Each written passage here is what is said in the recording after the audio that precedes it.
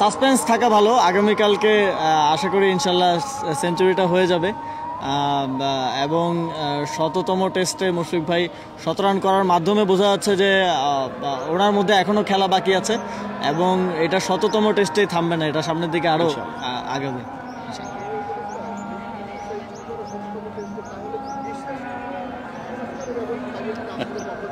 সেটা পরেই ঘোষণা করি, ঠিক আছে?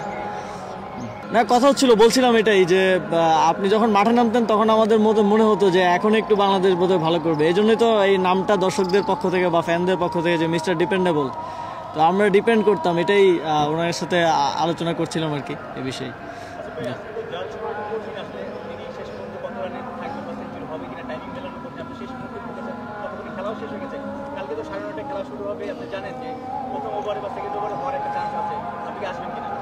আমি সর্বোচ্চ চেষ্টা করব।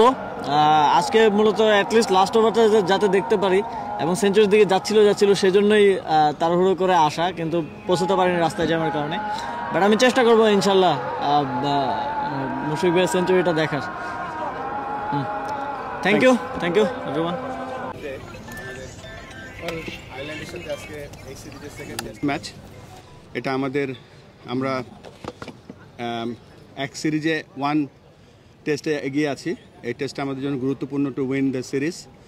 সাথে সাথে আজকে আমাদের বাংলাদেশে 25 বছরের যে টেস্টের হিস্ট্রি, এই বছরই কয়েকদিন আগেই আমাদের 11ই নভেম্বর গিয়েছে, যেদিন আমরা 25 বছরের আগে যে প্রথম টেস্ট খেলেছিলাম সেটা উদযাপন করেছি।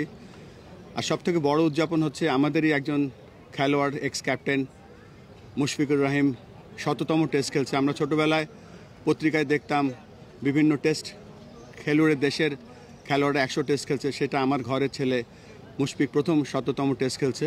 তো আজকের দিনটা শুধুমাত্র টেস্ট ক্রিকেটের জন্য আমাদের জন্য একটা অত্যন্ত একটা মাইল ফলক আজকে আমরা পাস করলাম। এবং আজকে আমাদের মাঝে উপস্থিত হয়েছেন আমাদের সম্মানিত উপদেষ্টা, তিনি আজকে এসে মুশফিকুর রহিমকে উইশ করেছেন। এবং আমরা যেই অবস্থায় আছি আজকে যেই টেস্টে সোফার একটা ভালো পজিশনে আছি। So thank you for all the support. ব্যস্ত তো ডিজিটালে বলে দেবে ব্যাকপ্যাক 17 কন্টেন্ট